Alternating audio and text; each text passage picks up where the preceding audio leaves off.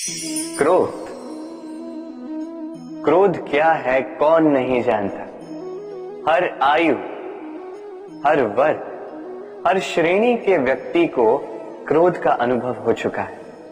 बल्कि किसी किसी का तो परिचय ही इसी प्रकार दिया जाता है कि व्यक्ति अत्यंत क्रोधी है, इससे तनिक बच के ही रहे। अब क्रोध क्या है हम सभी जानते हैं, किंतु ये क्रोध कर क्या सकता है ये बहुत कम लोग जानते हैं। क्रोध कुछ इस प्रकार है, किसी जलते हुए अंगारे को पकड़ना और किसी और की ओर फेंकना। अब इसके पीछे आपकी मंशा होती है सामने वाले को जलाने की, किंतु उससे पहले तो आपके स्वयं के हाथ जल जाते हैं। तो स्मरण रखिएगा, जब भी आप किसी और पर क्रोध करते हैं, सर्वप्रथम वो आपके विनाश का कारण बनता है। मैं कहता हूं जब इस संसार में करने के लिए प्रेम है तो क्रोध करना ही क्यों। प्रेम कीजिए, यही प्रेम सब में बांटिए और इसी प्रेम के साथ कहिए राधे राधे। भय, ये भय सदैव मनुष्य के साथ ही रहता है।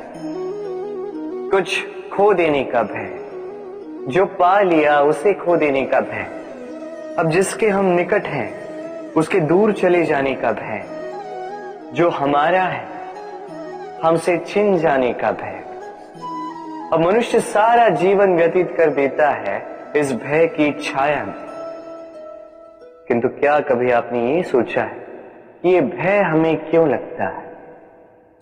ये भय हमें इसलिए लगता है क्योंकि हम उस व्यक्ति, उस भाव, उस वस्तु को स्वयं से समेट कर रखते हैं।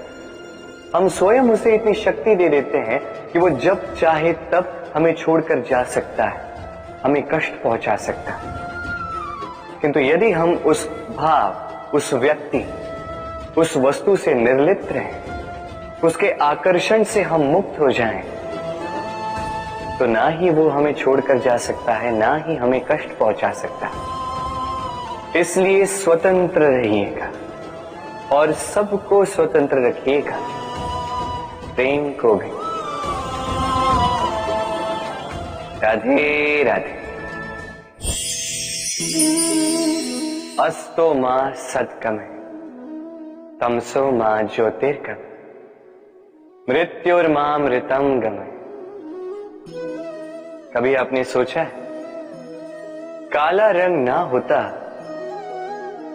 तो क्या श्वेत रंग आपको भाता? रात्रि का अंधकार ना होता तो सूर्य प्रकाश का अर्थ हमें समझ आता?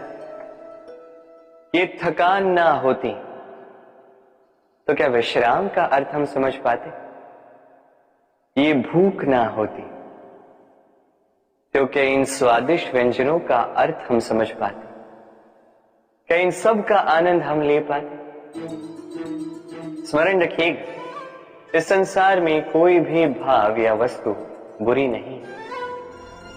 यदि आप मानते हैं कि बुरी है तो किसी कारण से ये बुराई आवश्यक है, अन्यथा ईश्वर इसे हमारे संसार में रखते ही। इस बुराई का उद्देश्य है हमें अच्छाई का आभास करवाना, ताकि हम अच्छाई में अपना लक्ष्य साध सकें।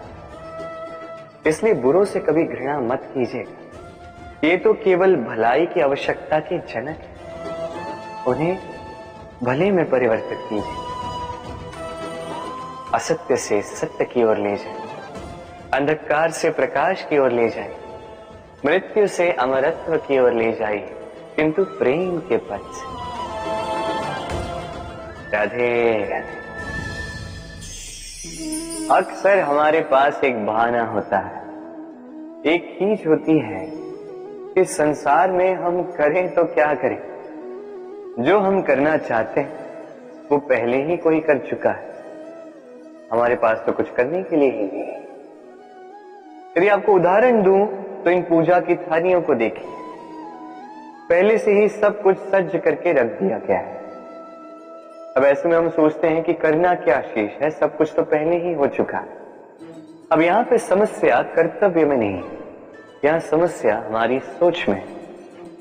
हम ये सोचने में समय व्यतीत करते हैं कि क्या हो चुका है।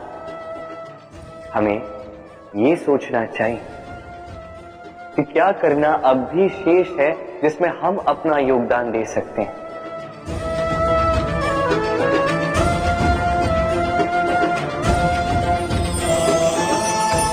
समझे? संसार में ऐसा कोई कार्य नहीं जो पूरा हो। आप सदैव उसे आगे बढ़ाने के लिए प्रयास कर सकते हैं। आप उस कार्य को और श्रेष्ठ बना सकते हैं। बस आवश्यकता है तो सकारात्मकता की। राधे राधे।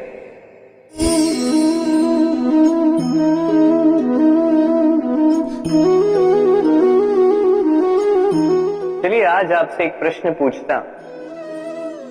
मनुष्य अंधकार से भयभीत रहता है, ऐसा क्यों? इसका उत्तर है कि इस अंधकार में मनुष्य कुछ देख नहीं पाता, न आगे देख पाता है न पीछे।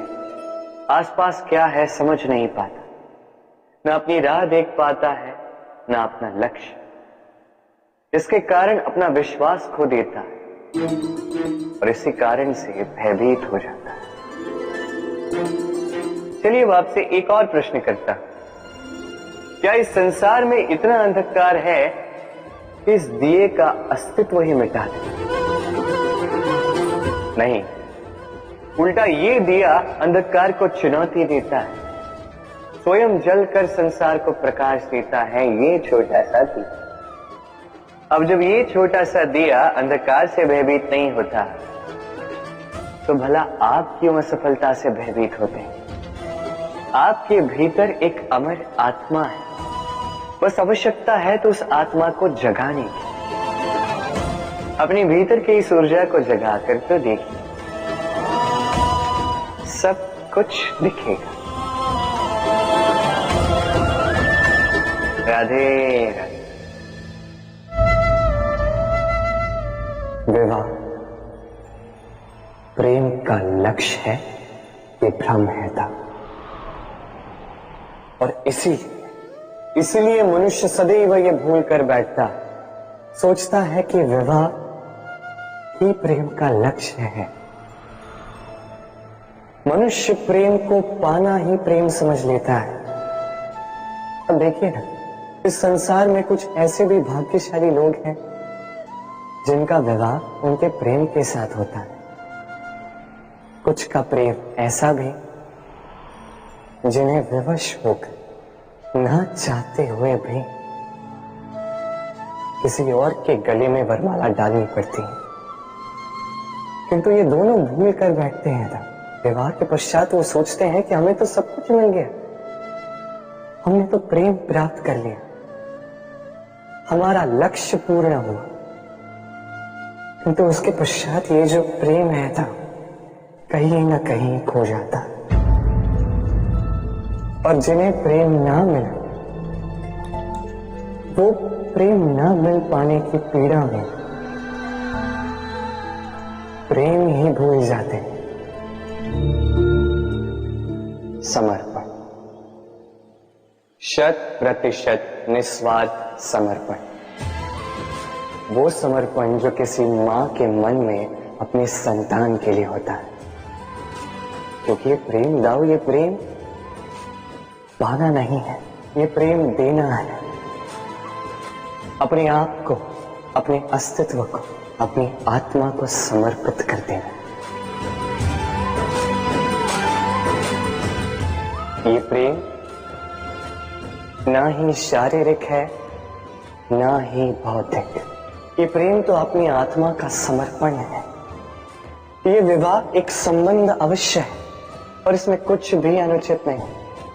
ये विवाह प्रेम से प्रतिबंधित नहीं है था।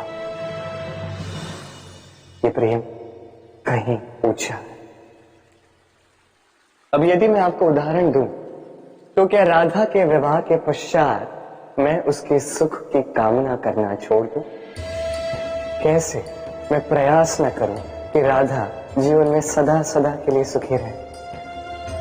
क्या मेरे मन में राधा के लिए प्रेम कम हुआ? कृष्ण का राधा के प्रति प्रेम कृष्ण में समाहित है ना। दाऊ, ये प्रेम पाप तब बन जाएगा जब इस प्रेम के बदले हम कुछ चाहेंगे, किंतु यदि ये प्रेम समर्पित हो तो ना ही ये अनीति है, ना ही ये पाप है।